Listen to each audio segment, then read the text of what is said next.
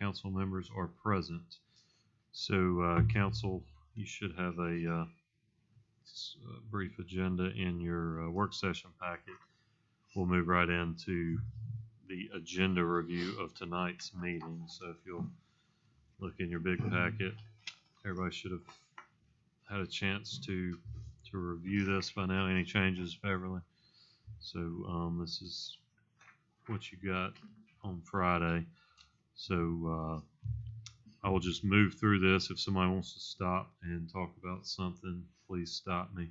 So we've got the consent agenda, which consists of a few of our recent meetings, January 4th, and then our contract billings from GovDeals and USDA, some travel requests from Ms. Meissner, then requests to dispose of equipment and supplies, which are listed there from Parks and Rec, and well, all of them are from Parks and Rec. Then the mayor's going to give a special presentation to the first 11th. Did I say that right? Mm-hmm. 111th? First 11th. First 11th. First 11th Aviation Regiment. Then we'll have privilege of the floor and staff reports. Then we will move to old business, the item of the sale of property for Goolsby, which has been on the agenda since December, has been laid over twice. We'll everybody go with considering that finally tonight. I know with a few absences that was laid over again. Then Jonathan, I'll probably call you up to just give us a brief history lesson on that. Are you okay with that? Not now. I'm talking about unless everybody's clear on what we're doing there. Right? I just, for the benefit of the public, I'd like you to come forward in the regular meeting. All right, then in new business, we're going to move to authorizing the mayor to execute a contract, which is with South Alabama. Jonathan, you want to come forward? Southeast Alabama Regional Planning and Development Commission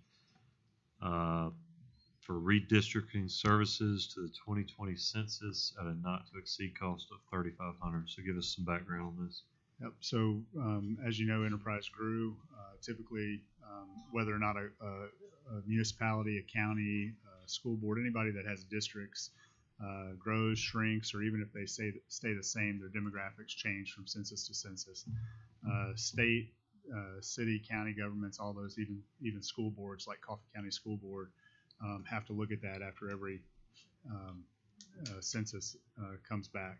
So now that we have the numbers in, for the county and the Coffee County School Board, for instance, they have an election coming up this year, so theirs was very high in priority to go ahead and get those district lines redone. They have done that. They engaged the same firm. Our next municipal election is further away, but it still won't change the numbers that came back in. And so to some degree, Rainer, you may correct me on this, but do we have some legal obligation as well to potentially look at making sure that the demographics within the district are still similar? So the Regional Planning Commission is, I guess, the most cost-efficient way for us to do that. They will work with each one of you in terms of your priorities. When I talked to Scott Farmer today, their director, he said that their priority is typically to leave the districts the same as much as they can. But anytime you have growth in there, particularly if you add people to a district, those lines may change. So, and then again, looking at where each one of you live within the district and making sure that, you still live in the district that, as it's redrawn, those are other priorities that would be given. So we've got to obviously maintain a majority district. Correct. And then we've got to balance all the districts with equal population. I'm sure there's some other. Correct. Yeah. So every district does have to maintain population. I think, Rainer, does it go before DOJ for review?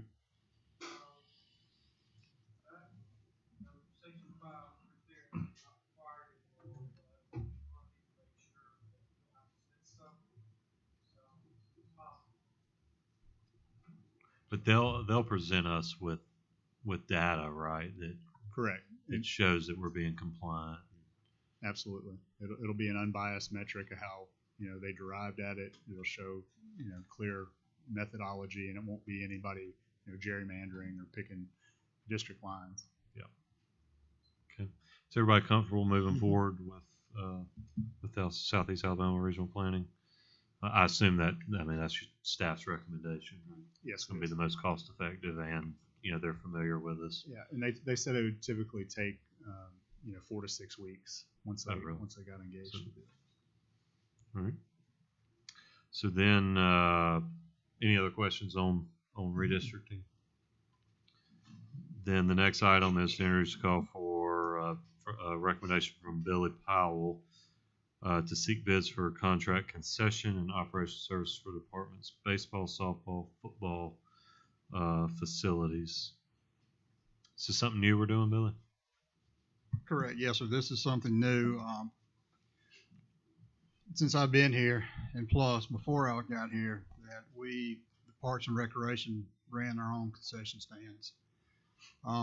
Probably within, and done very well with it. Had plenty of workers and staff and supplies and all to go with it. But within the last 5 years, operating the concession stand has given us some challenges, some difficult challenges. And in this past year, even though we were able to run a successful concessions, but it just took more and more effort for us to manage these concession stands. So with the deconstruction of the recreation center and moving over to the civic center, and we felt like this might be a good opportunity to visit the opportunity to contract our concession stands out. So I have communicated with some other cities that they contract their concession stands out. Matter of fact, I've reviewed some of their contracts. With that, we're putting one together. It's not completely finalized. I am working with Reiner on some wording to make sure everything is in compliance based on what we're requiring the contract to go by, guidelines and what we expect, and to protect not only them but us as a city.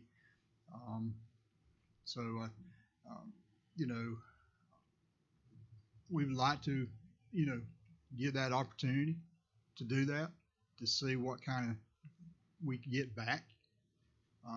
No harm, no done. The city will still receive a percentage of the concessions. There would be something in there for them to put in what type percentage that they would give back to the city on there. So there would be some type of money given back to the city for them to operate out of. There'll be also sometimes some of the equipment that we will allow them to use.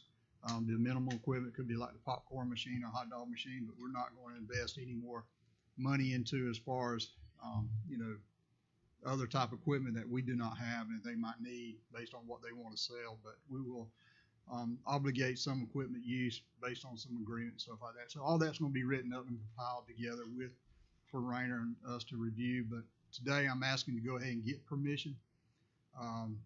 The season's right around the corner. So therefore we can go ahead and get the permission so I can get the information out. I will look at probably putting in an advertisement in the paper to make people aware of what we're doing. There's something totally new for us as far as Parks and Recreation goes. And like I said about to say earlier, is that if we don't get any response back, we'll back up and punt a little bit. If we're not happy with it, we'll back up and review it. It could be something where we can maybe have to a little bit think outside of the box and do something a little bit different. Since we have food trucks involved now, maybe we can, do some special, some invites or get them to see when, how we can maybe get them set up at certain sports facilities and, and go from there and see what happens. But it'd be best maybe hopefully we can find someone, an individual or a business already established here that might be interested and say, hey, I'd like to take on that service. And the biggest thing is make sure we do provide something when the parents and the players and spectators that are at the ball fields watching games, they have an opportunity to have some type of concession stands. I love going to a sporting event. I'm always getting popcorn, so I want to make sure that service is still available. But we just want to see if could be a good opportunity to venture out and see if this is something that would be best for us. You know, it could be down the road. I mean, not down the road, but you know, to save us some workers. We have to hire the workers. We have to do background checks, drug screen, everything to qualify them, and plus, you know, schedule them to work and go from there. Our storage, since the rec center is not in use now, we have limited storage on supplies, and sometimes getting supplies is tough. You know, we're limited at times when we need the supplies we need. So anyway, that's basically the main reason why I want to approach you all to give me permission to seek bids and to see if that's something that we can manage and it'll be something good for the city to do. I feel like it'll be a win-win if we get the right person in. They're providing a service, they're making money, and it's, you know. Any more questions for Billy on this? Good idea. All right. Thanks, Billy. Okay. Thank y'all. All right, then next we've got, as you can see here, a list of people that have been nominated for Enterprise Main Street Board to fill these seats. That's Becky Hancock, Regina Lacey, Cheryl Piccanini, Teresa Townsend, and Frank Zerbinos. Tammy. Oh, these are the ends of their term. Okay. So, Tammy, I'm sorry. I'm going to bring it down here. You also should have in your notes, and if not, Katie's got it. Thank you, Miss Katie. We have a list of the names that have been nominated by the nominating committee. If those are not available to you, Katie's got a list right here, along with their a short bio on each one. That was in our packet, wasn't it? Mm-hmm. It should be in your notes from Jonathan, but if not, we have an additional. So let's just put it in front of you really quick. Yeah, I've got it. Yeah, I've got it right here. Where was it? It's at the back. It's the next to last page. I've got it. Or Thank you. So what you'll see is who's rolling off, and you'll see our nominees. And on the last page, or the page that you have at the end of your packet, it gives a list of the nominees, their term of service, which all of them will be a term of service of 3 years except for one. We do have Regina Lacey, who is rolling off. She had 1 year remaining in her term, but she is taking an executive position with the Downtown Enterprise Business Association, and according to our bylaws, they can't serve in both of those. So she's rolling off, and we have a nominee that is being nominated for that to serve the extension of her term. And then there's a short bio for each one of those nominees. all right, so we've got Terry Boswell, Jenny Chansey, Shanna Denby, Linda Thompson, and Lee Yon. Any questions about this? Everybody good with moving forward with the nominations being presented? All right, looks like it. Anything else, Tammy? No, sir. I think that's it. Katie, we good? All right. All right. Thank you. Thank you very much. So the last item on the new business is the introduction of an ABC license request. So that is simply an introduction. We'll be laying that over for our February 1st, 2022 meeting, where we'll have a public hearing. So everybody comfortable with this agenda? Any additions? All right, so we're good to go on our agenda.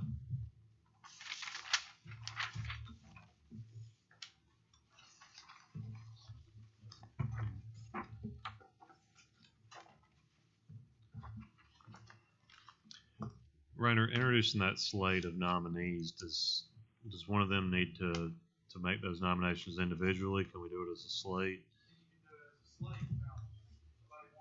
Correct. Right. So will somebody handle that? Those I'll open the floor to nominations. I just need somebody to make those nominations. And of course, if somebody wants to Rainer's point, make a competing nomination, they can do that. Okay, thank you, Sonia. All right, so after agenda review, we've got a request here from Rayner, Mr. Chillis, and the mayor to go into executive session. Looks like we'll be addressing three separate items: good name and character issue, some legal advice, and an economic development project. Are those the three issues? So I will entertain a motion to go into executive session regarding good name and character, legal advice, and economic development. So moved. Second. All right, we have a motion and a second. Is there any discussion? All those in favor say aye. Aye. All opposed, same sign. Motion carries. All right, so it is 5:15. It's going to take approximately 30 minutes. We will come back and have some open discussion regarding our strategic planning session this Thursday night and anything else that the council wishes to discuss before our open meeting. And just a reminder for courtesy, reminder for anybody from the public that's here and for the press, we have a joint work session with the water board immediately following our regular meeting tonight. So we'll be back in about 30 minutes.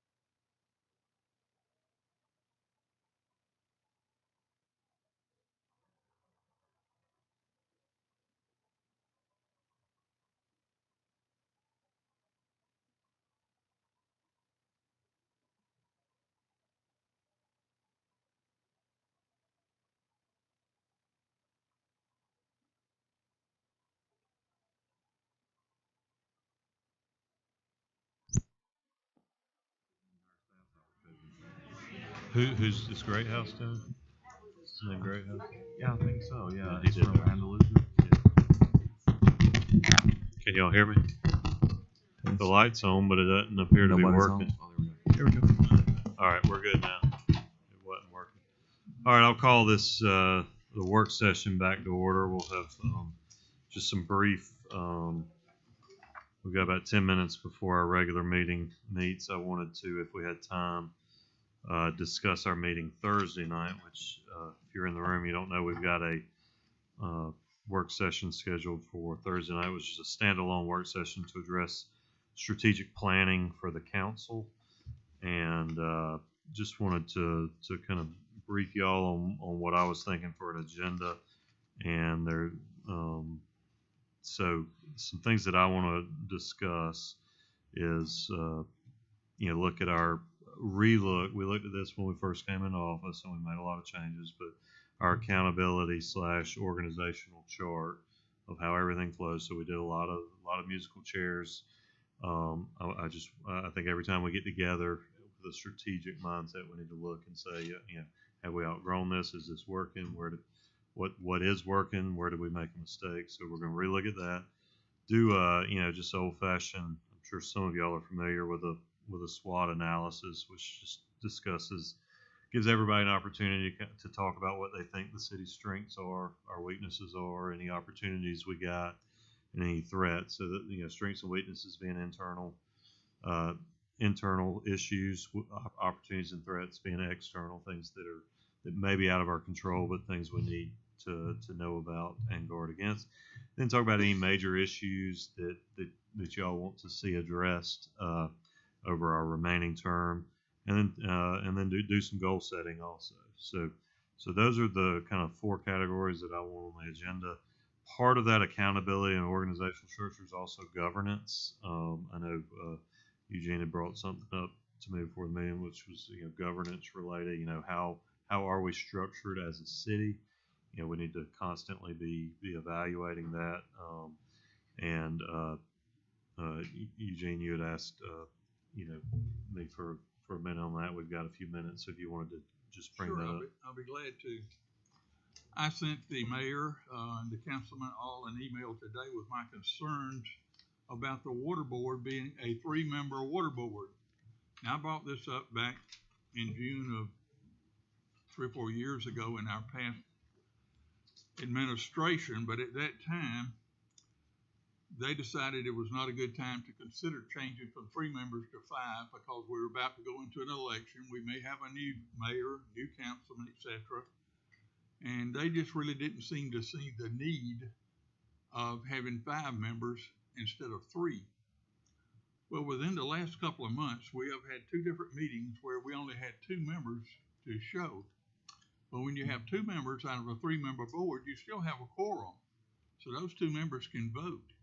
One can make a motion to serve with second, and you vote on it. And in my opinion, with the importance of some of the things that we bring up on the water board, like for instance, right now we're considering a maintenance fee added to the bill. There was only 2 members there to vote on that.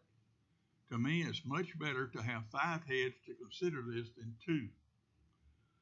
The second day, after that meeting, they called for a special session.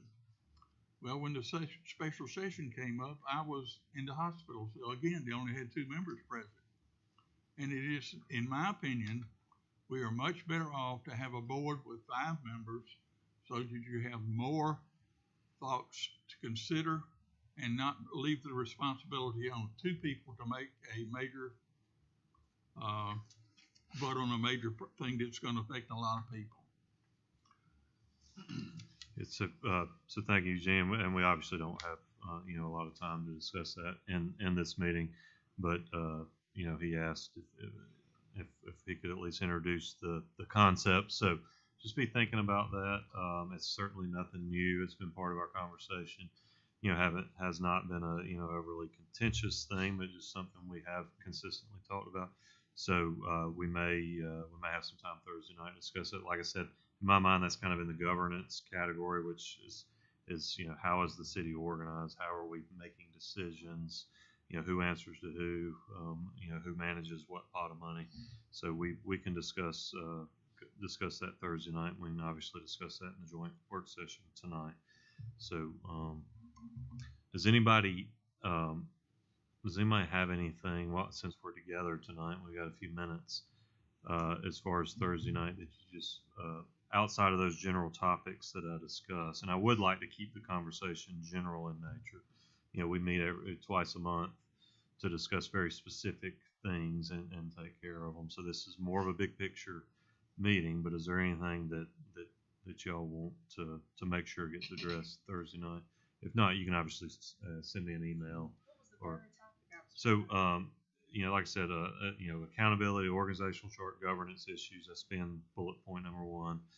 Strengths, weaknesses, opportunities, threats. Number 2, any major issues that we just consistently are saying that we need to be working on, and then some goals for the future. So that's how I'm going to organize the agenda, and I will y'all be looking for an email probably tonight on some homework that I want y'all to come ready to answer the questions. So anything, everybody comfortable with that? Mm-hmm. Okay. Yeah, I want to make sure too, just add airport future of the airport issues with that. And I know Barry Mott has a presentation that I think he needs to give that night too for that. Yeah. So when we talk about issues, obviously we can divide those into multiple categories, Mm-hmm. whether it's infrastructure, which infrastructure, transportation, obviously airport fits in that. Then you've got parks and recreation. You've got public safety, which would be police, fire, EMS type stuff.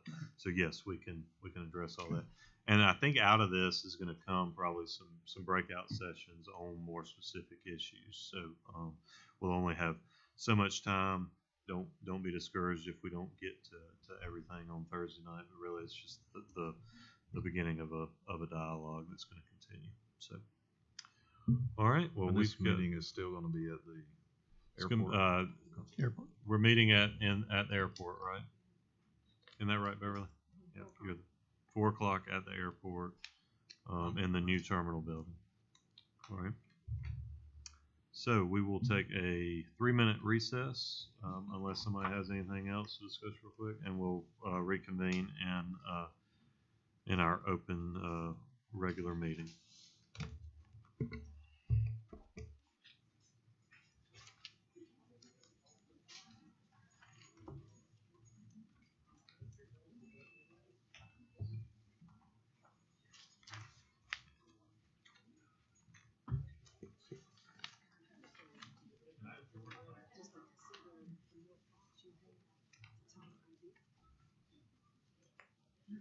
You didn't see this.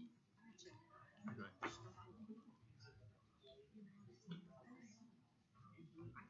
Sir, Matt. There you go. I don't need you, Matt. Oh, okay. Just want to make sure you're here. It does. That's right. That's right. Well, I thought I was late. Everybody was already talking before I got in.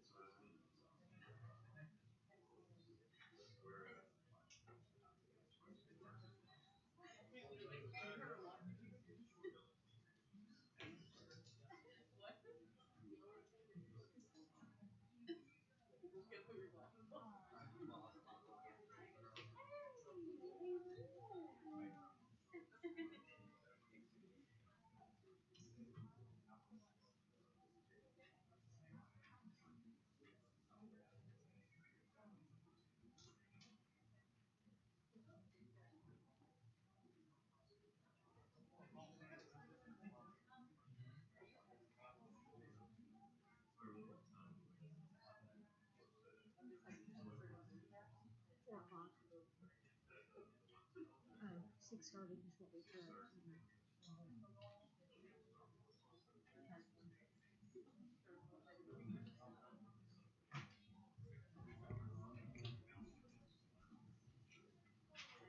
Real slow.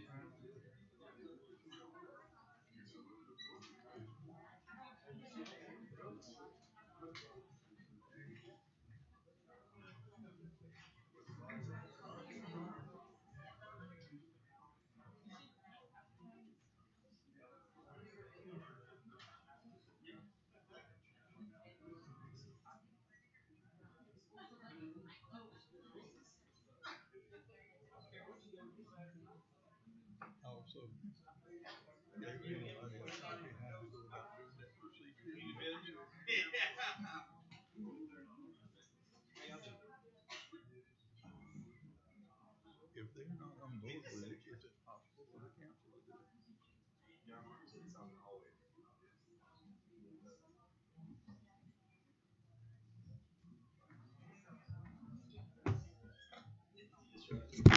All right, ladies and gentlemen, I've got 6 o'clock, so we'll call this meeting of the Enterprise City Council to order. Let the record show that all 5 council members are present. So if you would please stand with me for our opening prayer and Pledge of Allegiance. We've got Pastor Matt Jordan from Enterprise First United Methodist Church. Let's pray. Father, we thank you for the time that we have to be here together on behalf of your city, on behalf of this city. We pray for this council to lead and to guide us and to make the best decisions for our constituents. Be with us and be with our city and bless us as the city of progress. In the name of the Father, Son, and the Holy Spirit. Amen. Amen. I pledge allegiance to the flag of the United States of America and to the republic for which it stands, one nation, under God, indivisible, with liberty and justice for all.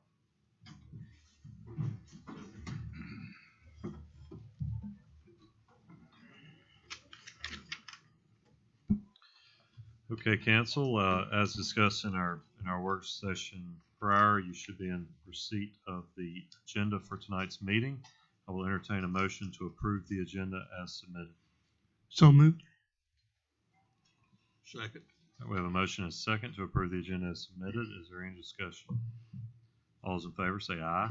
Aye. All opposed, same sign. Motion carries. We'll now consider the consent agenda. All matters listed within the consent agenda have been distributed to each member of the council for review, are considered to be routine, and will be enacted by one motion of the city council with no separate discussion.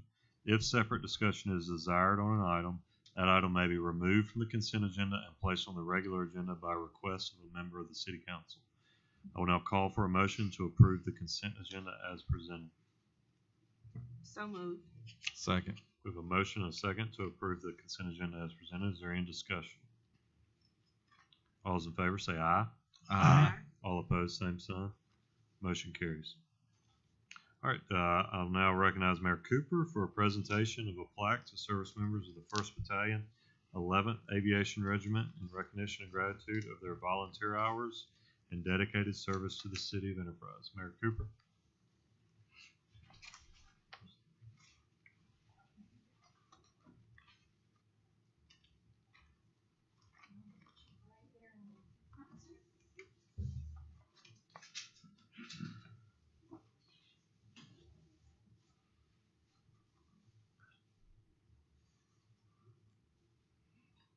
Ladies and gentlemen, tonight we are recognizing the 1st Battalion, 11th Aviation Regiment, our traffic controllers, for their hundreds of hours volunteering for the City of Enterprise.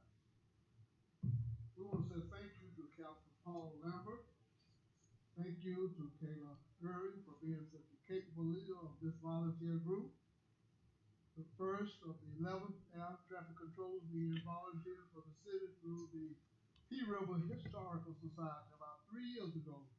From that, the word of their talent and skills spread quickly.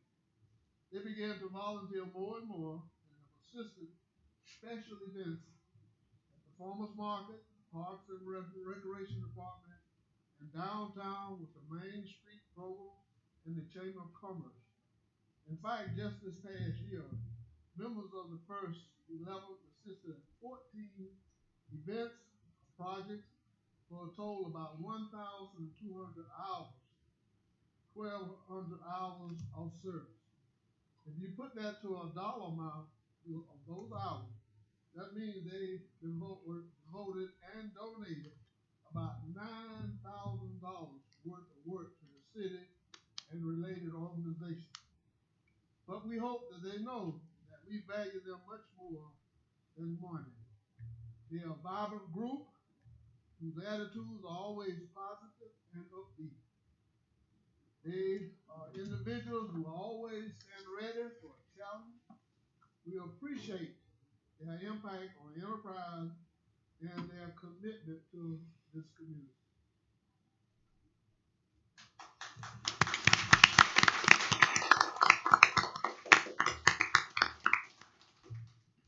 Okay, first, I'd like to,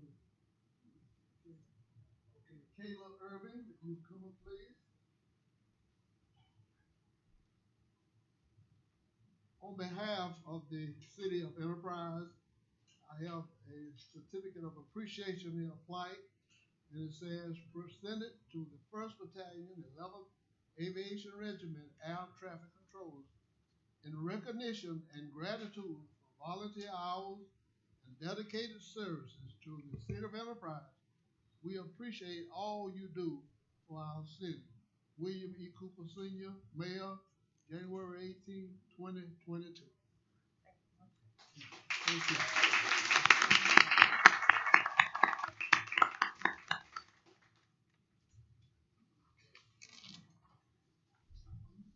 Okay, we have here a certificate, and all of the certificates will read, of course, will be a different name. It's Staff Sergeant Caleb Irving, by the office of the Mayor of the City Council, in gratitude for your dedication, volunteering within the city and our different events held throughout the year.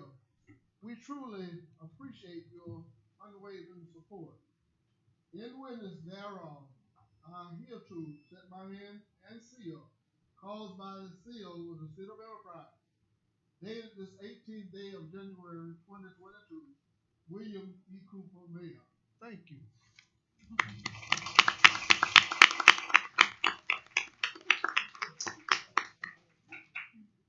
Just move right up. And our next one is for Sergeant First Class Chelsea Idigura.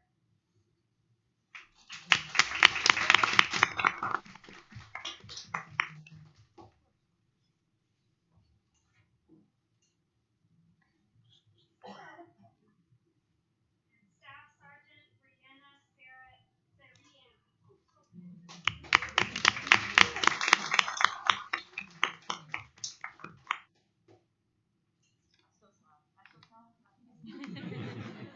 And Specialist Jacob Bailey.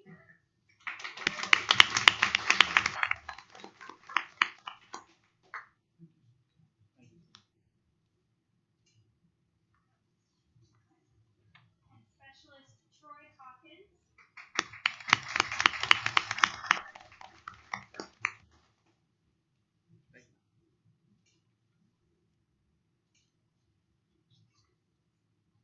Okay, and then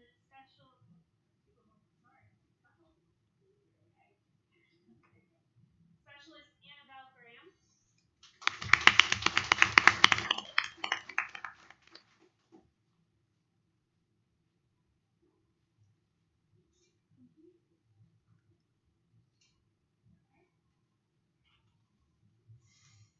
Okay. Specialist Jacob Bailey. Oh, sorry. Specialist Mike Herrera.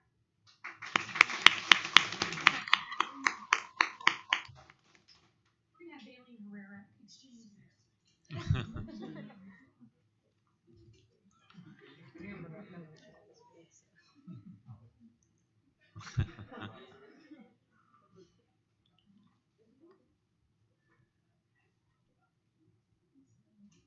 All right.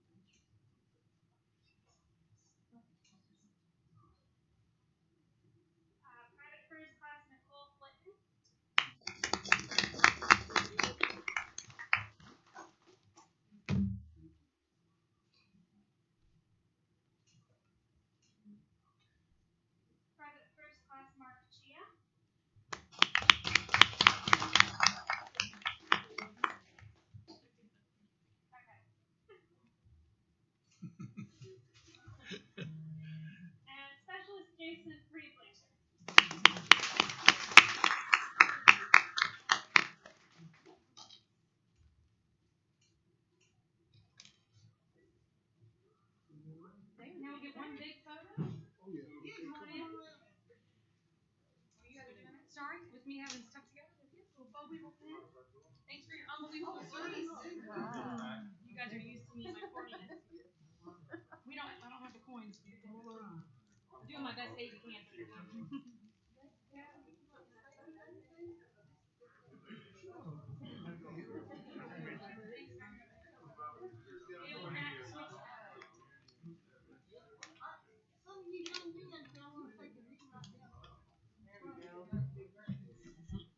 Before we make this photo, I'd like for the captain of this group to say some remarks. Captain?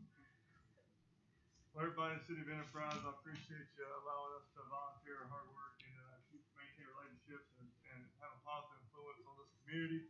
I've got a great group of soldiers here in the first and left. I mean, the time they put in and the motivation and the influence and people we have in front of us right here, they're great people. I'm glad they could assist the community and again, keep the relationship strong. That's all I have.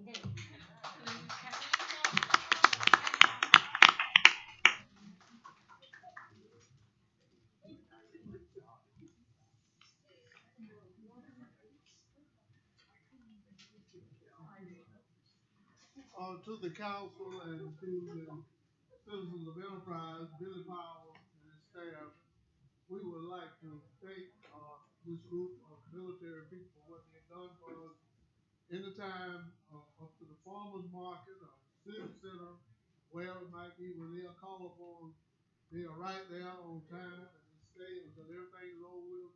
Once you assign them what they need to do, they just move all over the place. So again, we want to thank them and want them to continue to be a part of what we are doing here. This is a military community. And one thing about it is that we have people here from all over the world. Of course, we are a friendly community, and we are open doors for any retirees or whatever the case might be. But again, we want to thank you, Billy, and your staff, for making that presentation.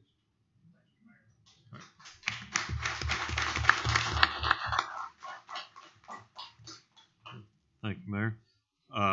So now is part of the time of the meeting for privilege of the floor. So this is where any member of the public that is present here tonight wishes to address the council will have 3 minutes to do so. Is there anyone here that wishes to address the council? All right, seeing no one, we will move on to staff reports. Any staff reports that we need to hear tonight? All right, no staff reports. We'll move on to old business. So first item of old business is to review and consider ordinance 12-2121, which is the sale of property to Goolsby. So I will now call for consideration of ordinance 12-2121, providing for the sale of 0.517 acres of property located on the north side of East Lee Street and south side of Gibson Street to Eugene and Charlene Goolsby at a cost of $11,300. Do I have a motion? So moved. Second. All right, we have a motion and a second. I was going to call Mr. Tullos forward for some brief discussion. Make sure everybody has a good history lesson here. This has been laid over twice now, so we're final consideration tonight. Correct. So at some point last summer, the council approved the sale of some property to Turner Orthodontics that the city owned to, I guess, help expand a parking lot that he was working on. And as part of my deliberations and the staff's deliberations with going through to find out, why we needed that property, how we came about owning it, I started looking at, the city property in that vicinity, near the Lee Street vicinity. And I came across several other parcels. One of them was next to Goolsby Plumbing and Electric. And so, I tried to annotate, why we had property, what it was used for. And seeing how the council acted on the Turner Orthodontics, I reached out to Councilman Goolsby to notify him that, you know, the city actually owns that parcel of property next to your property. Have no I don't know if you're interested in it or not, but we don't seem to have a real need for it or a use. There's actually a drainage ditch that kind of goes through it, so we just need to maintain an easement along there. And so we talked. He looked at it, and then I asked Rayner kind of what the process, because I knew that could be problematic, you know, being that he's on the council. How do we approach that? Nobody wants to do anything that's not above board. And so Rayner looked at it. We got an outside independent appraisal on the property to figure out, you know, what the fair market value for the property would be, rather than just use the county records. That's what the amount that you see reflected on the $11,300 came from. Bubba Briers did that appraisal. You know, no affiliation with anyone on the council or staff, that kind of stuff. So we tried to do everything above board to find out what it was worth, fair market to the city. It really doesn't serve anything. Like I said, nobody can build a structure on it. Rayner, do you have anything to add on that? Okay.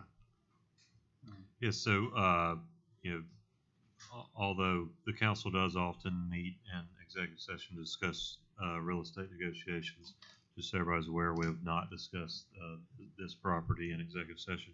All discussion has been here in this room. When it was initially brought up, we asked Councilman Goolsby to step out of the room so we could discuss it, and he did so. Of course, it was done in open session.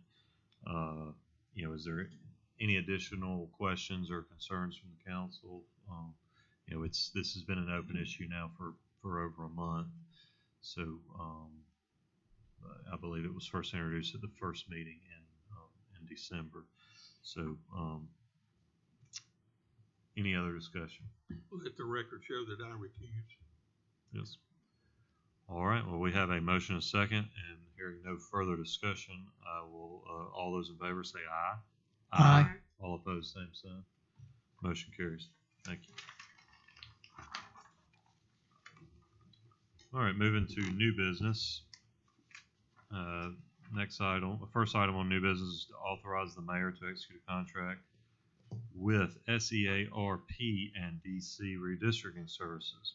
So I will now call for a motion to authorize the mayor to execute a contract with Southeast Alabama Regional Planning and Development Commission for redistricting services related to the 2020 census at a not to exceed cost of $3,500.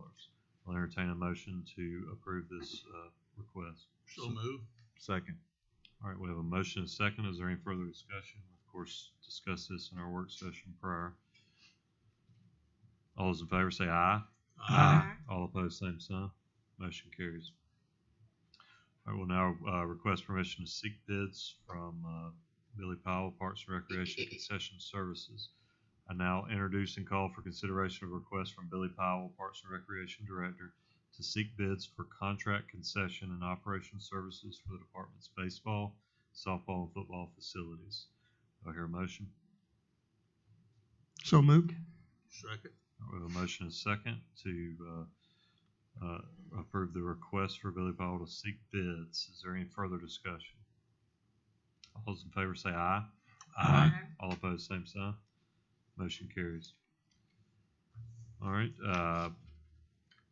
We will now call for nominations to the Enterprise Main Street Board to fill the seats of the following board members due to the end of term or resignation. So these members are rolling off. Becky Hancock, Regina Lacey, Cheryl Piccanini, Teresa Townsend, and Frank Zerbinos. So I'll now open nominations to fill these positions. I'll open those to the floor. Mr. President, I move for the following nominations to fill the seats of the board members that are resigning from the Main Street Board, and they are Terry Boswell, Jenny Chaney, Shauna Denby, Linda Thompson, and Lee Young.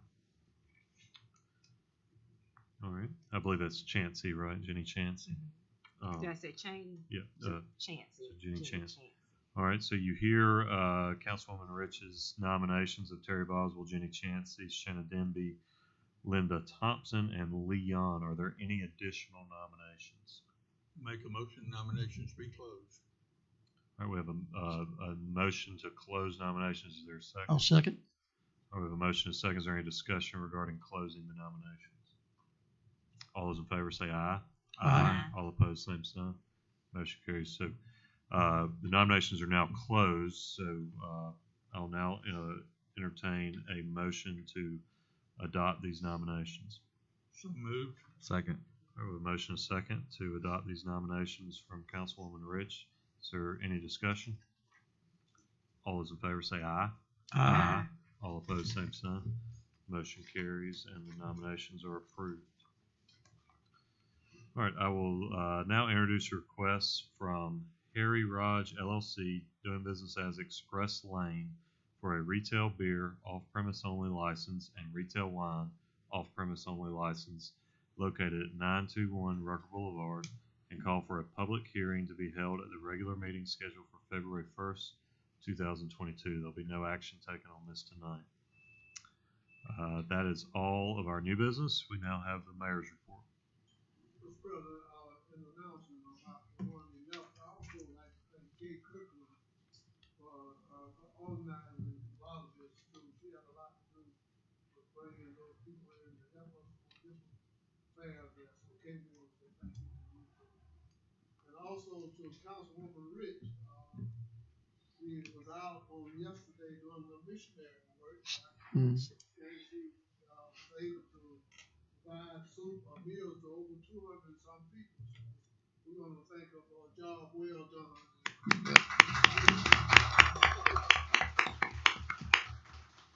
Thank you. Ms. Rich?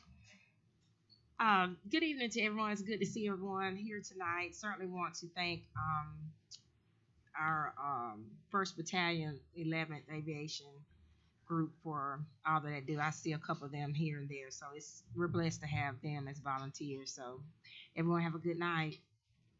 Mr. Goolsby? I would also like to give Ms. Sonia a hand for her mission trip and work.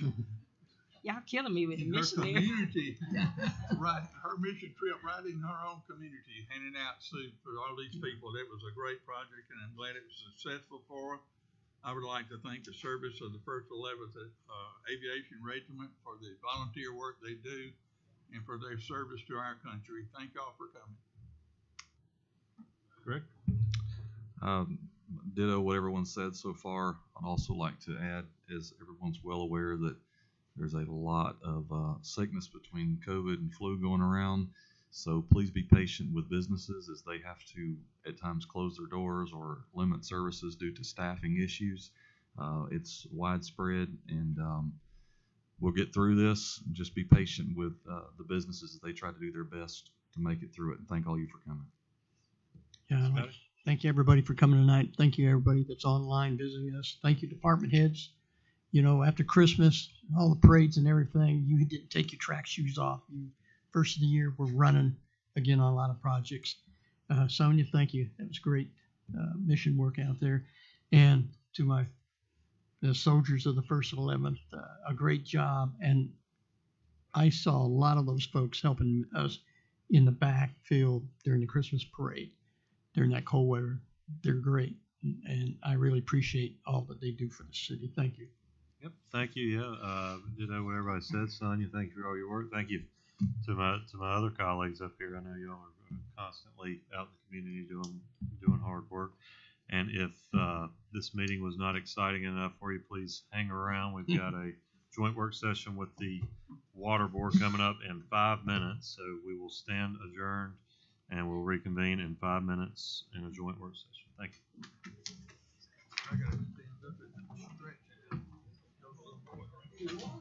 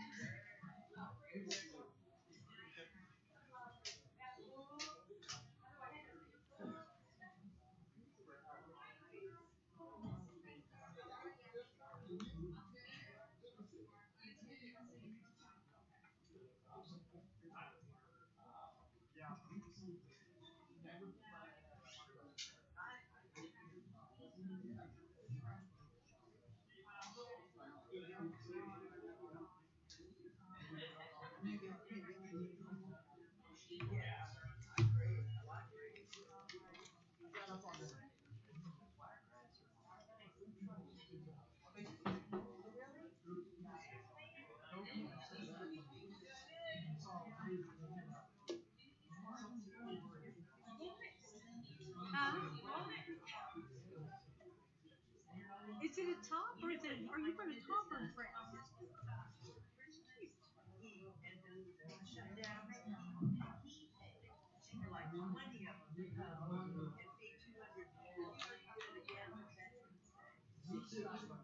Give me all the names. Give me the names. He is a good man.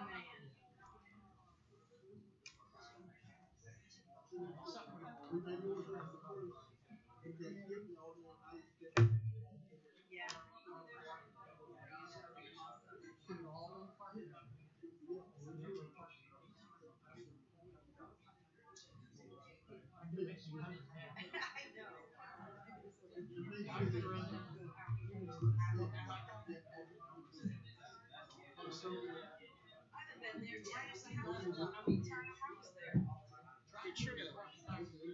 This is awesome.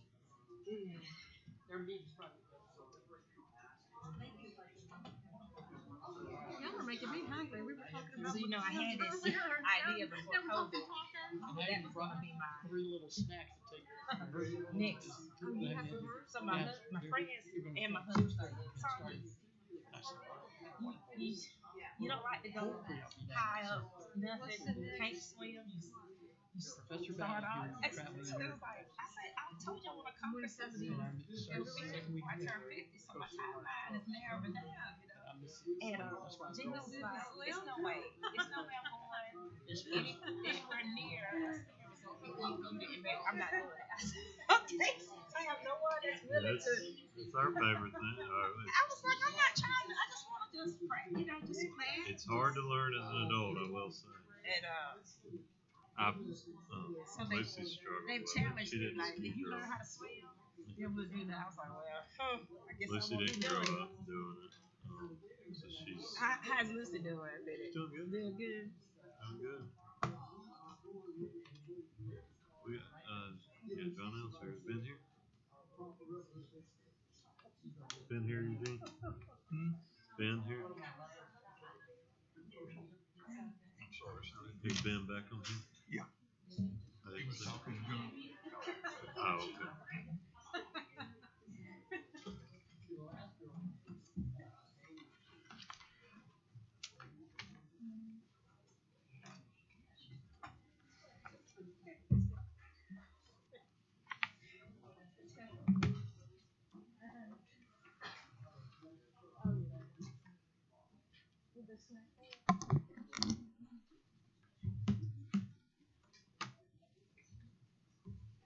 Waiting on Jonathan and Ben, I guess.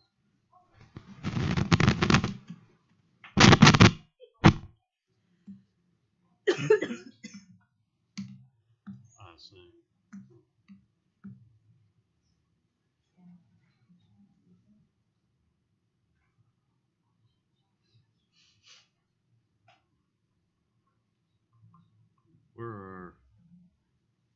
absentee. Is Jonathan back? Is Jonathan back out there?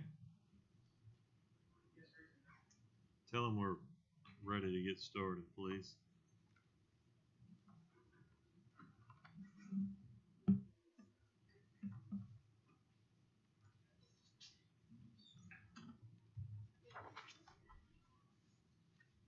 There they are. All right, I'll call this joint work session of the Enterprise City Council and Waterworks Board to order. John L., do you need to do this? Who's chairman right now? Is he? So I just heard Mr. Mitchell call there. Y'all are in order. Y'all are in session also, right? All right. So we've got a joint work session here, of which Councilman Goolsbee serves on both of. So I believe Glenn and Alan have got a presentation for us to bring us up to speed on what the water board's got going on. I'll turn the floor over to y'all. I'll have the first part. Yes, I apologize. We oversee it. Most everybody sees we have to do this one month. We got time. So I'm going to do the best to go through this as quickly as possible. I'm going to be going first. We're going to break this down into two parts. The first part is basically talking about the water board's phasing program, water main replacement, and how that kind of evolved. That's my task. The second task is going to be talking about funding of the board's improvements. When you get there, I'll turn this over to Alan. You should have in your packet, water board and council, you got the same presentation, so you got that to refer to as well. I'm going to break down my part in about 5 steps. When I was going through this, I know the council has heard this on the phasing of the resurfacing project numerous times. The board's heard it on the water side, so I combined those two together and try to get it to it because they do work hand in hand. And you see as I go through this, obviously the resurfacing project in the city in the process of doing a project does affect the water main, and that's what we've got us here tonight. So what I'm calling step 1 is basically the assessment phase that we went through.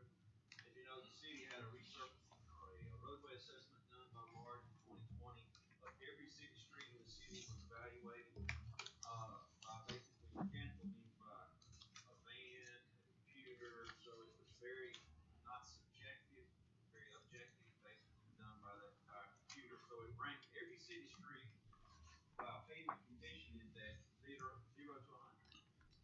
0 being failed street, 100 being the best it can be.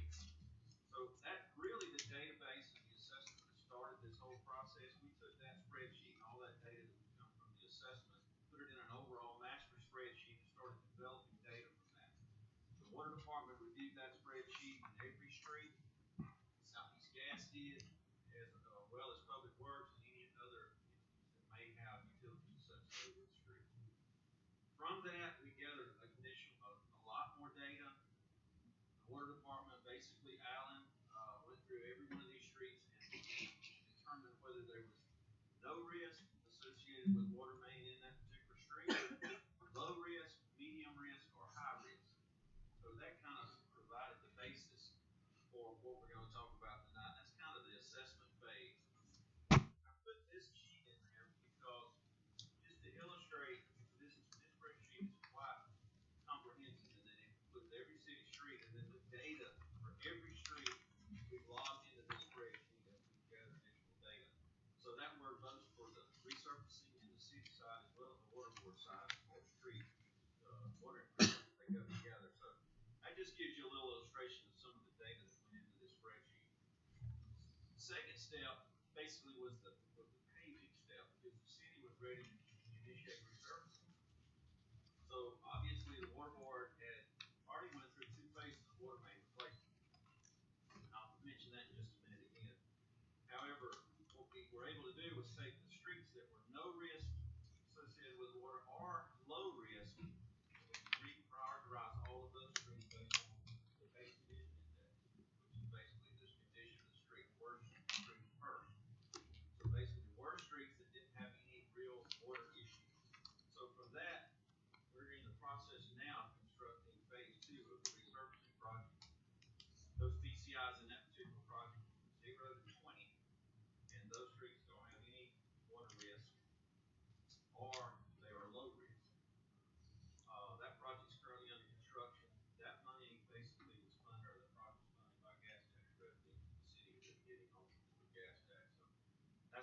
where that came from. There's also a phase 3 resurfacing list that's been compiled as well. That list also takes into account no risk or low risk water issues. So that's in the development phase now. It's currently in the preliminary planning phase is what I call it. And that's PCIs from 20 to 55 are in that list. So that's currently under development now. So the third step in this was basically looking at water.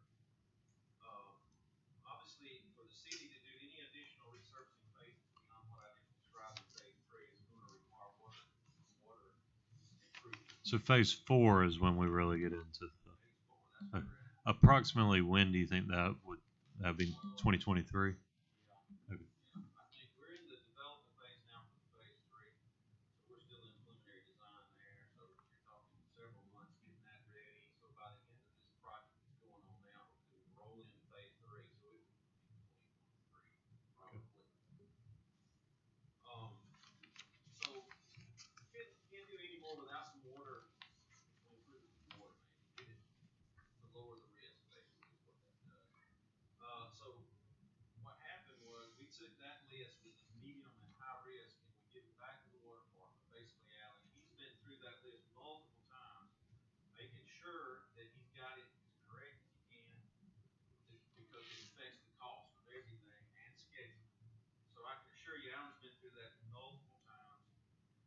Once the water department did that, they also evaluated whether there was in-house mains to be done. Some that weren't real complex.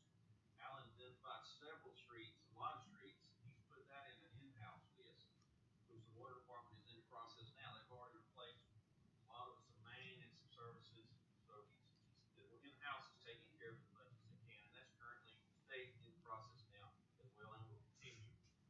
All of those streets that were left that it's not doing in-house, we have grouped them in groups based on where they're at in the city. And we've got 6 groups of those. Now, I know it's sort of hard to read. Like I said, you've got this in your packet. But the way we grouped them was basically looking at them in sections of the city. It doesn't make any sense to jump around on a water main replacement project.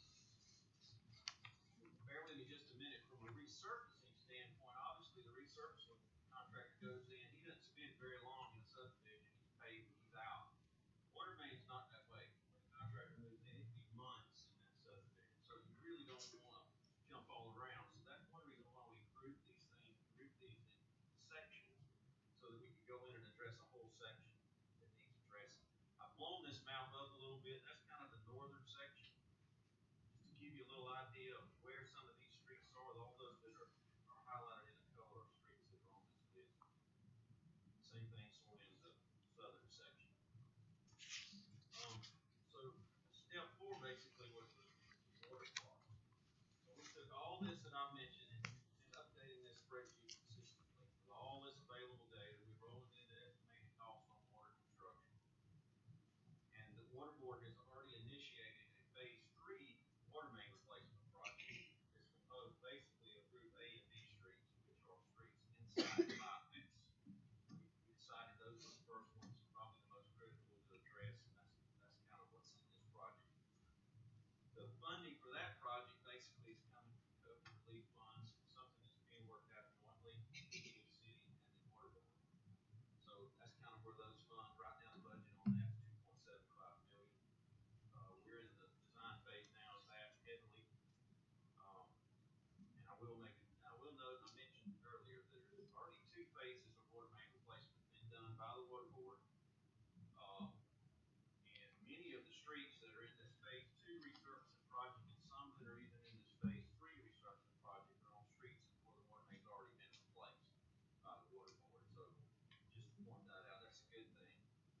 And then the last step basically is just a statement that I got here that any additional water main replacements done by the water board beyond this phase 3, being funded by COVID funds, will require some additional funding source. And that's really what brought the water board tonight and the things that have been done leading up to tonight is that particular thing. So with that said, I'm going to sit down and let Alan talk a little bit about the funding side of that.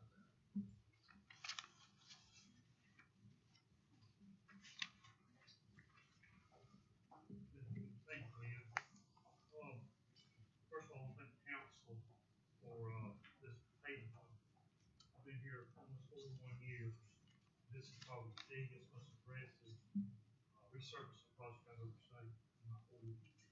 Thank y'all for that. You know me, I love history, and I have studied the enterprise water system backwards and forwards. And, I want to tell you a little bit about the history of the water system. The first well was drilled in 1903, near the corner of Main and Adams. A lot of y'all may know where that was at, behind the next to the old Christian mission. I'll give you some names that was there in the picture, as you see there from the right. Some of y'all might know these people, I don't know. Dr. W.C. Peacock, W. Jeff Falker, John C. Walden, W.S. Edward, C.M. McCurley, Jesse P. Rawls, Dr. J.C. Sellers, and A.M. Owens was the people that was responsible for the first well in Enterprise. They made history. They did a very good job laying the first water lines down Main Street. Back then it was called Henry Street.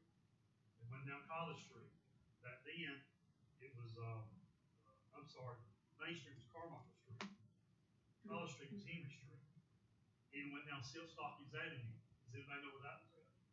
Dell Avenue. So that's how far this goes back. That's how far back our water system started. So that's where the first lines were laid. And not only did they lay lines, they started the first power plant at the same location. They done it with a $20,000 borrow, the first water system. $20,000 wouldn't hardly buy the pipe nowadays. They're by very little. Of course, the water board, the only revenue water board has is what's generated by water bills and fees. Of course, as Enterprise started to grow, they used the same raw iron pipe back in those days as they used all the way up through the 60s. I'll show you a picture of it. This is a picture of the pipe that was used from 1903 to 1965. This is what a lot of it looks like on the inside. It was raw iron, and of course, raw iron oxidizes and creates corrosion. The only thing that separates us from this is chlorine. It's treated with chlorine. But what happens is the chlorine, this corrosion, heats up the chlorine sometimes. We have to go out and flush, pull that chlorine residual back up. So that is a battle. And that is what some of your C streets. We've had it break before, we've had it crack, so this is over the C streets. This morning pipe is galvanized pipe. Did you see that's blowed out? That's what we have under the city streets as well. The old galvanized pipe. Now, I'm going to show you this. Of course, this is some 2 1/4 inch pipe that we replaced, but we still have some of that. It's under the road, and it also breaks. And of course, there's some galvanized that was repaired, and then you see the holes in it. So we have more holes coming in. That's what's on your streets. The good thing is, in the 1965, they started using iron pipe with case for the concrete lining. So that's what they use today. Any ductile iron pipe we receive today has got a concrete lining that separates the water from the iron.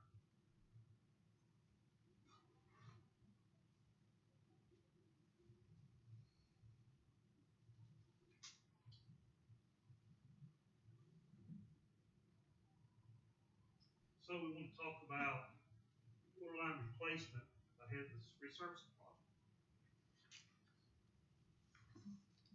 After looking at it and coming up with some numbers, we think the cost is going to be about $7.5 million. That's a conservative number. The thing that's happened is pipe prices have skyrocketed. We've gone from $8 a foot on C900 8-inch pipe to $22 a foot on C900 pipe. So it is escalating in cost. Telemetry, we're looking at telemetry from a management point to try to get telemetry. So we're talking about $8 million over the next 4 years.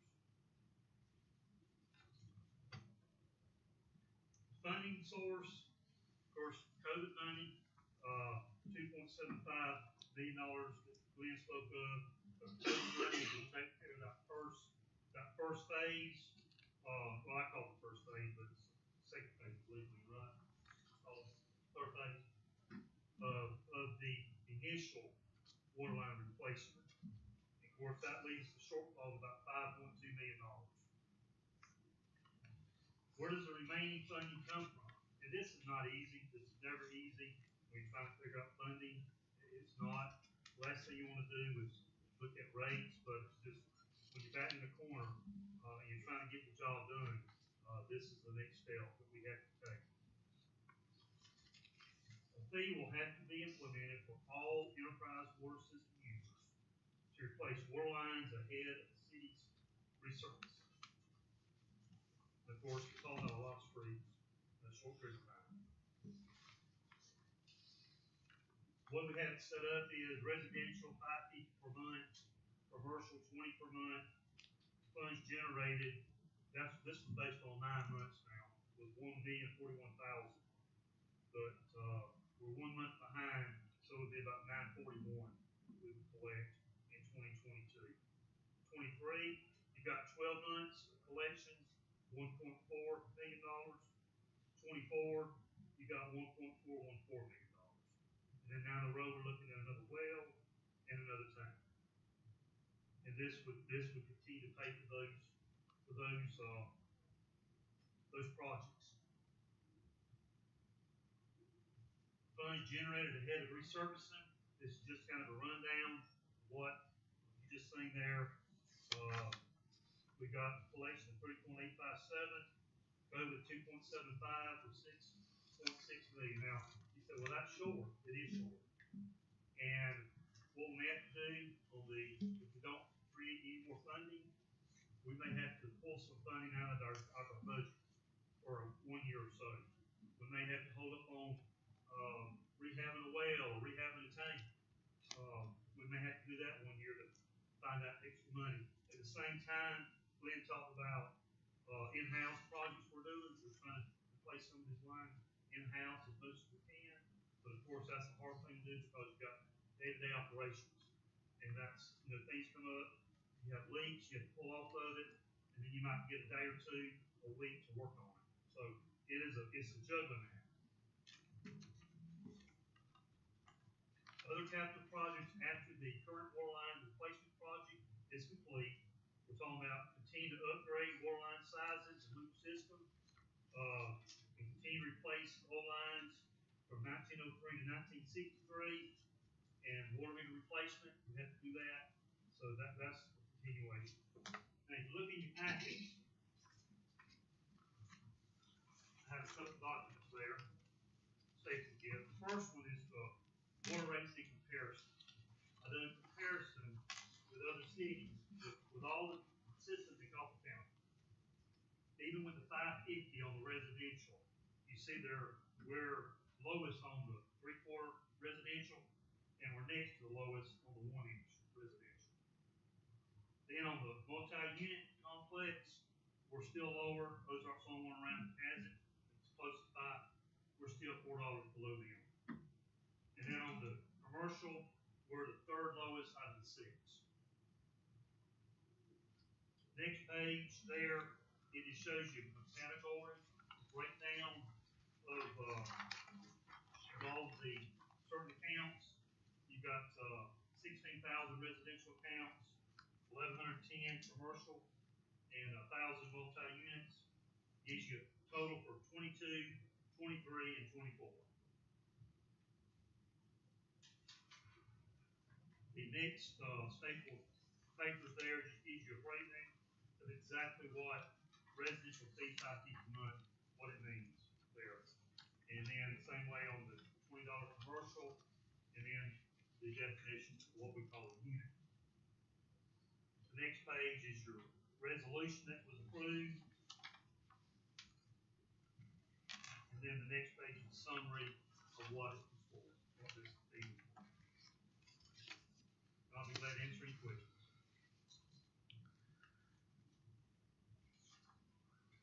Anybody have any questions for for Alan. Alan, when a person has 2 meters, one for irrigation and one for personal use, is this rate gonna be attached to both meters? It is attached, at this point, it's attached to every meter, every user, yes. Attached to every. Is there any consideration for people who are on a fixed income, who are paying a minimum rate already? Yes, sir. Sole income, if you're just on sole income, social security, it won't affect those people. If they're just on social security, it will not affect them. They're on a separate rate.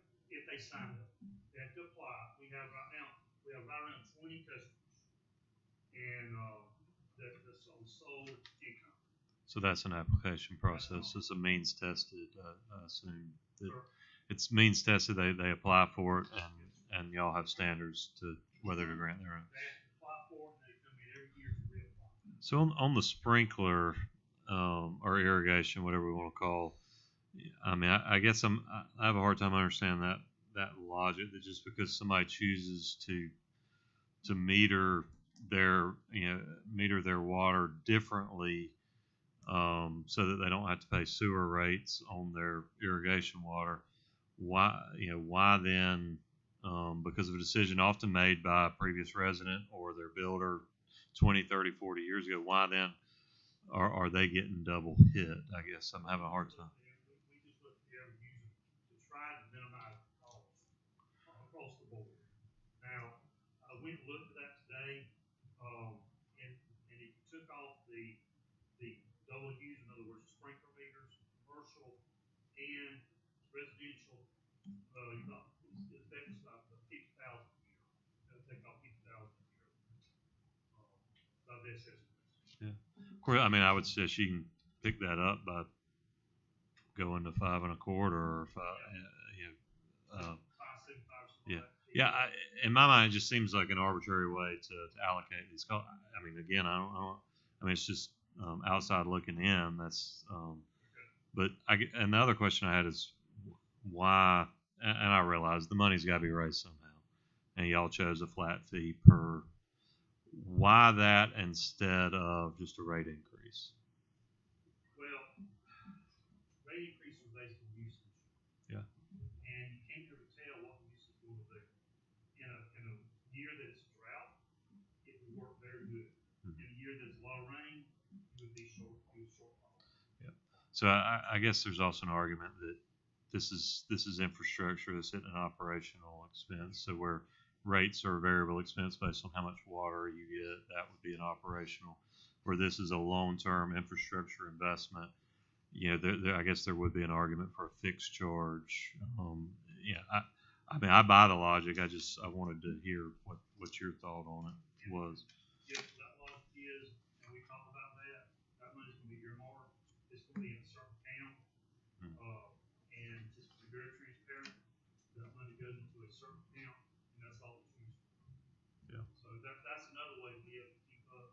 Having a flat fee is another way to keep up with those funds to just go over every month into that account. And it's got to be used on infrastructure improvements, on water lines, basically. And this. Move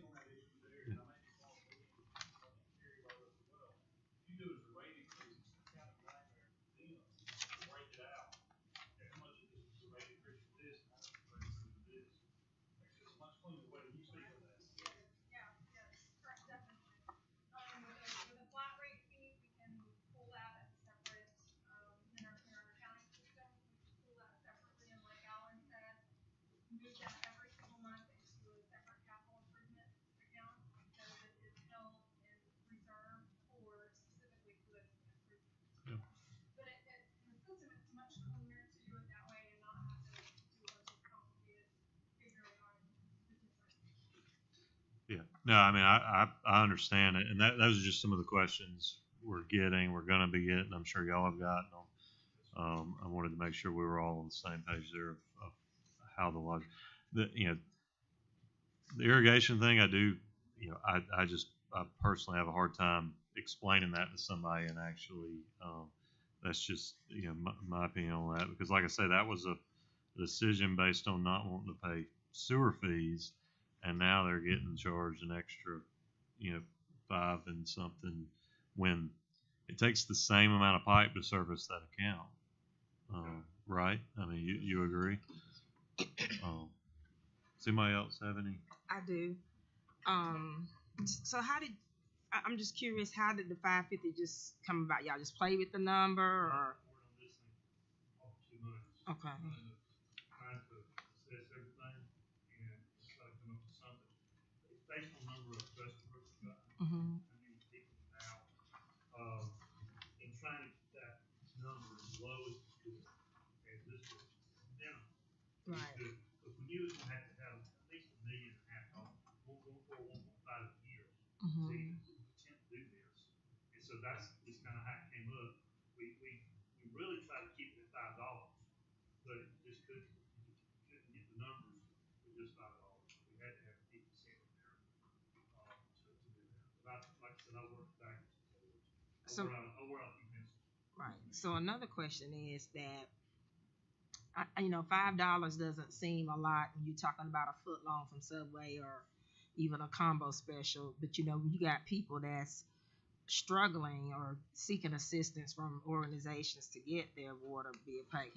Where I'm going with that is that of a lot of our responsibilities in our home, our water bill is one of our lowest, and that's something that people don't, on average, I don't hear a lot of people stressing about, am I going to be able to do that? Because they can pretty much do it. So I know you mentioned about there could be an application done for those citizens that are receiving Social Security, and I know that's a age group of people, but I would like to know, like, what about even seniors that don't qualify for Social Security age, or even others, just citizens that may not be getting these extra benefits to be able to apply for that, that could just be experiencing hardship. Have you considered alternative fees and then on the backside of that, what's your plan to ensuring that these citizens, knowing fully that it's not difficult for them to apply for this,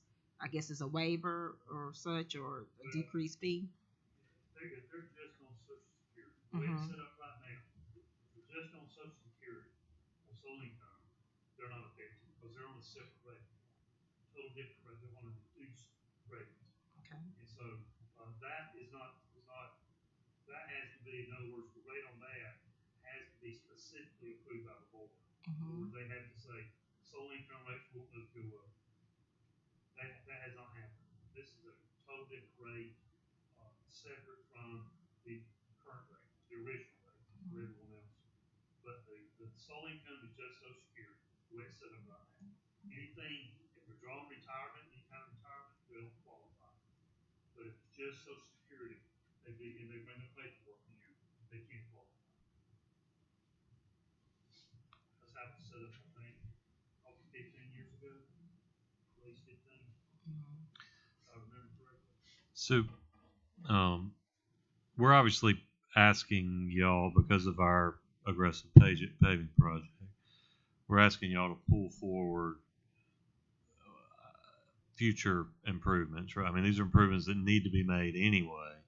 I mean, are we creating, make work for y'all? I mean, are y'all going out and doing things that? And I did cover this a while ago. I meant to cover this. Yeah.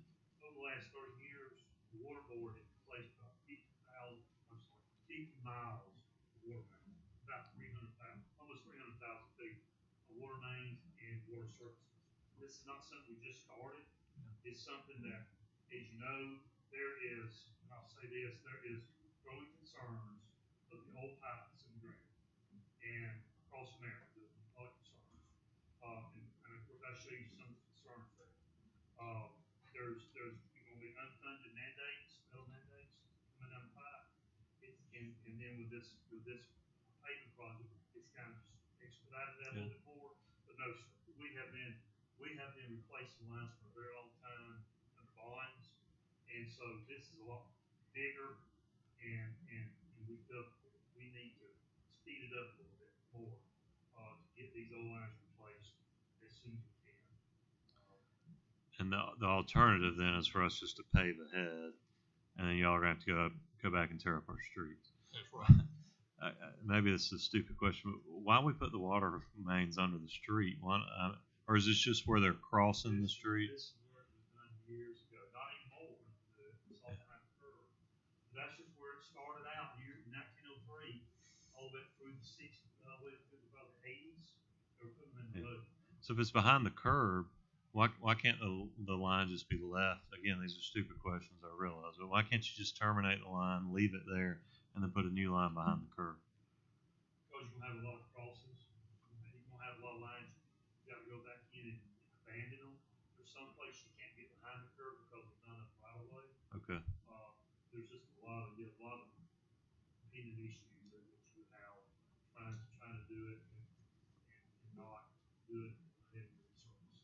But new lines, when we put them in, to the extent possible, we're trying to get them back behind all behind the curb to prevent the council in 2080 from having to deal with this same issue. But yes, currently everything we can get behind the curb, we're putting behind the curb. There's enough. Does that include the ones that you're replacing as you? Yes, a lot of those are. Some of those are still in the curb. There's not enough right away. Not enough right. Most of them. I'll give you an example. Edward Street, off on the Cement Road. Some of it behind the curb. Harrison Street may be behind the curb, and some of the other ones may be behind the curb. But there's a lot of them. It just depends. If we can't put it behind the curb, we certainly want to put it behind the curb. This is our goal. Especially the ones we're replacing, we're going behind the curb on everything we're replacing. Yeah, I mean, I get the sense that, Eugene, Chanel, and I mean, they're giving you all this information. I mean, we got to do this, right? I mean, this is not something that's really being done because of the resurfacing. It needed to be done anyway. It's got to be done.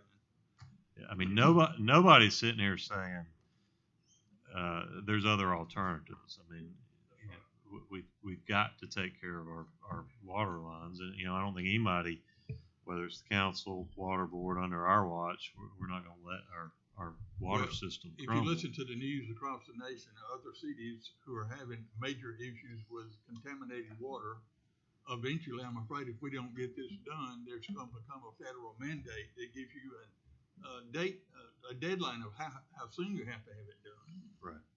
And my questions that I posed was because I guess I pose them in the event that I have to answer some of these questions. I'm constantly, I won't say constantly, regularly getting calls about the problem with the water. So I don't think that the problem not with the rates, but with the water. Well, what they're experiencing with the water Red conditions. water, rusty water. Yeah. Mm-hmm. In a particular, that's affecting a group of citizens. I know particularly in one of my districts, but I know there's a need.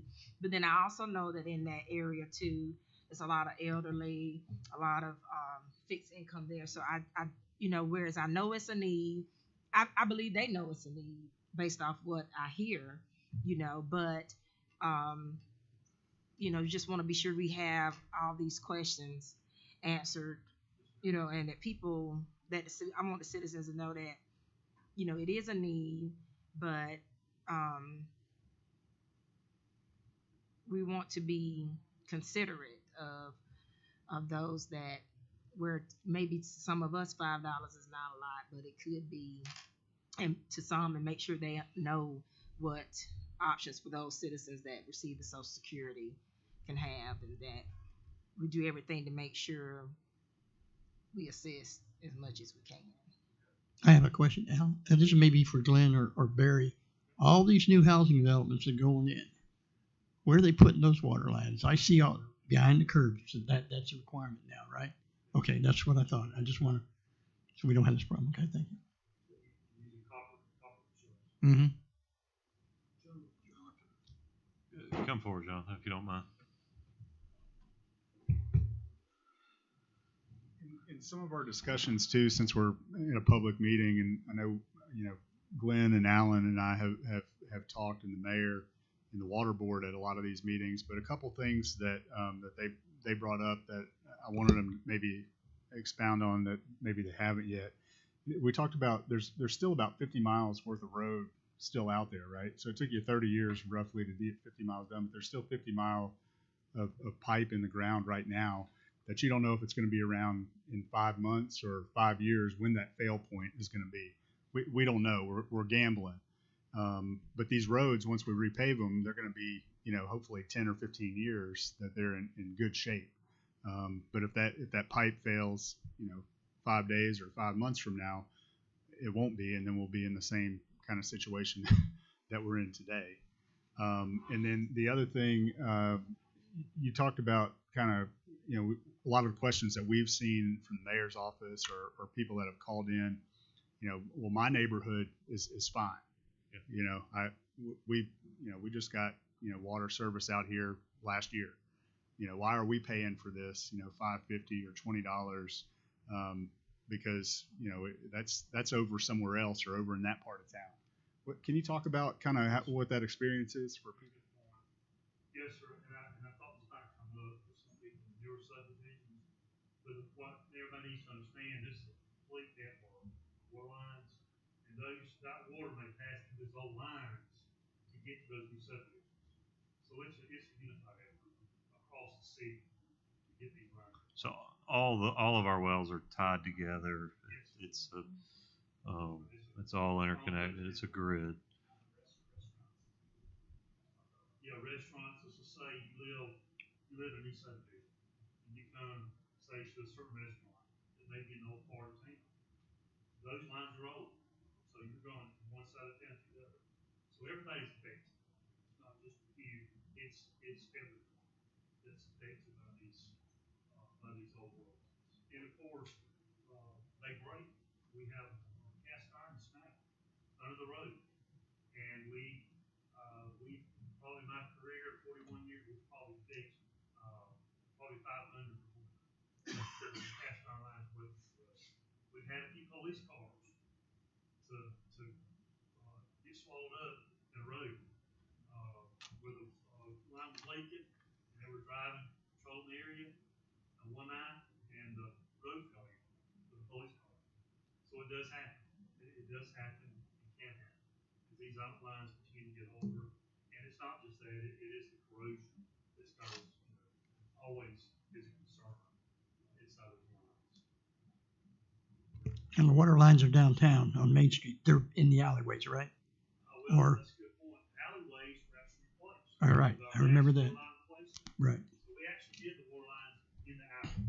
Those lines were 100 years old. Right. And what we did it so that we wouldn't interrupt service.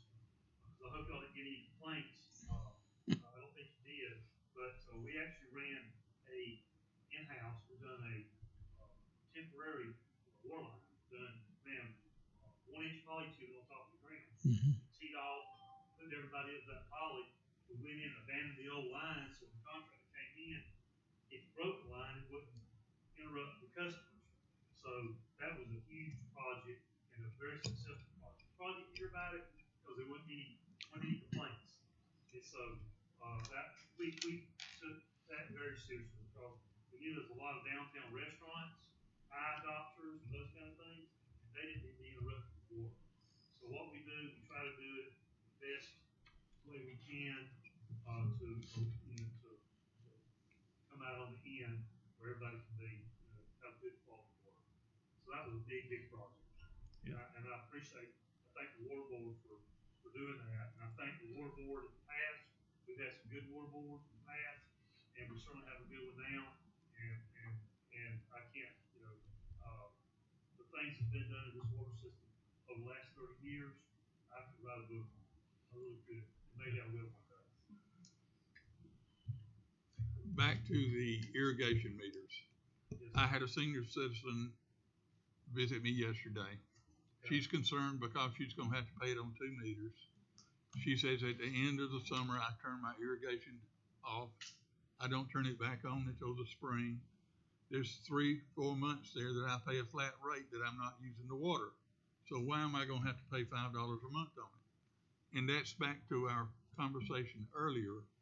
If we added another 25 cents to the $5.50, eliminated the $5 on the irrigation, meters, would that come out somewhere in the same neighborhood? Well, there's a number where it would. I mean, Yeah. we can do the math You on could come that. up with a number, but paying an extra 25 cents on that instead of having to pay a $5.50 on a meter would make a difference. Okay.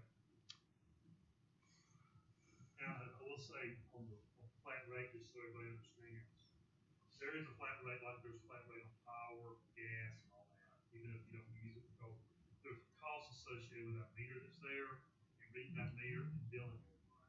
So there's a cost associated with that. And then there's a cost on just what it costs in day-to-day operations on the system. So that's pretty normal. That 550, that can be looked at on the double meter. If that's where we want to go, it's certainly, I'm sure the board will look at that and see if there's some other way we can come up with that. If we drop it off, then we can try to figure out where that extra money is. Yeah, I mean, does anybody have anything else? I mean, I don't think there's any magic wand anybody's going to pull out to come up with this funding. I mean, these are user pays fees. People who are enjoying the system, benefit from the system, are paying it.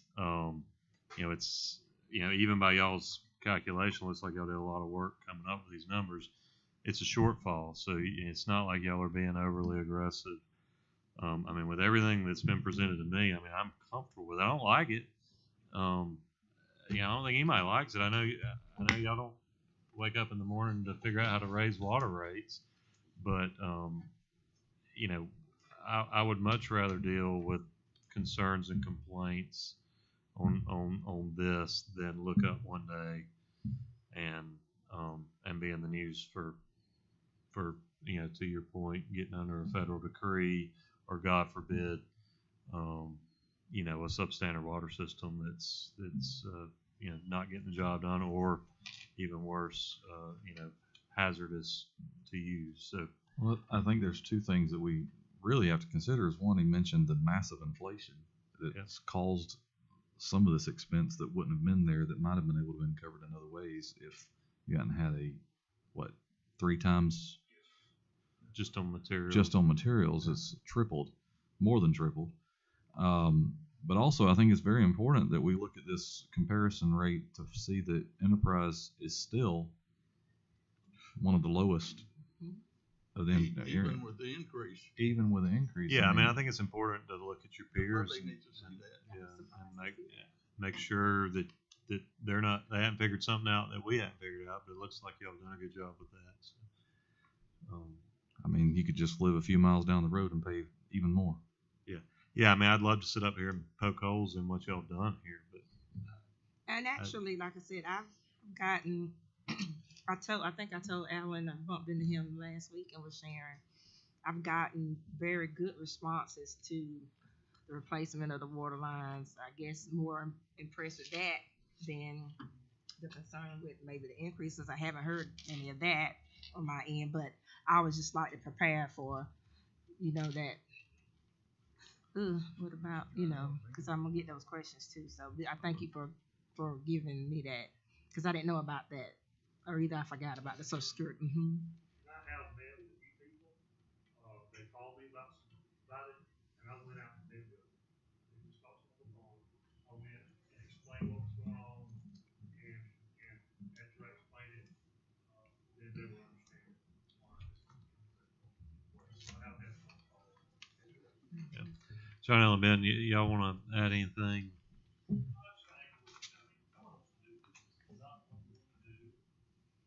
I'll say publicly what Swot Analysis, because he got back in the corner. He knew this was an issue. He knew this was an issue we're going to go over time. But he got accelerated. Like you said, you're not forcing us to do it. We know we got to do it. Right, which needs to be done is accelerated through the street project, which obviously needs to be done as well. So I think Alan's done a great job. He came back and I know he thanks Eddie and Waller. He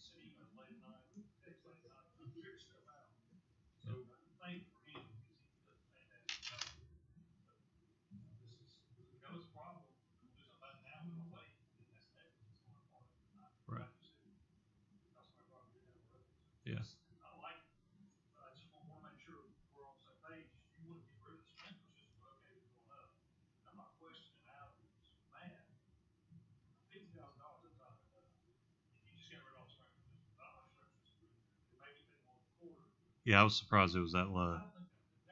$50,000, let's just move on, but I don't know that But- that's not enough. Yeah. Yeah. I mean, at the end of the day, y'all are going to be the ones making the decision. But I would have a hard time defending doubling somebody up for sprinkler. So you know, One thing I'll also say is this: the City of Enterprise Water Board gets its funding from monthly billing and code fees. No city sales tax. right? Not a dime, not a cent. I didn't know that. I knew that. It's all user fees. So it's not a whole lot to pull from. We've got a lot of this. Oh, y'all got one lever to pull, and that's that water bill. That's the only source of revenue. So, flat rate kind of hits like we're talking. It doesn't fluctuate. It's just enough money to cover the principal. So obviously we got kind of, but I think we all agree we've got to do something now. One of the things we can do it just like this, like else, we're still short of what we need to complete everything. But then we've identified that much. Yeah, without moving some. Without moving something, kicking it down. Right. Yeah. Of course, that's going to be a discussion 3 or 4 years down the road, right? That we need to work out together, obviously. But this at least gets y'all going. Yeah. I mean, obviously, based on the information you've got at hand right now, some of these cost estimates are any good. I realize that could get better, it could get worse. Yeah, I will say, obviously, this is incumbent on us as council, Glenn, Barry, mayor, and staff. If we're going to do this,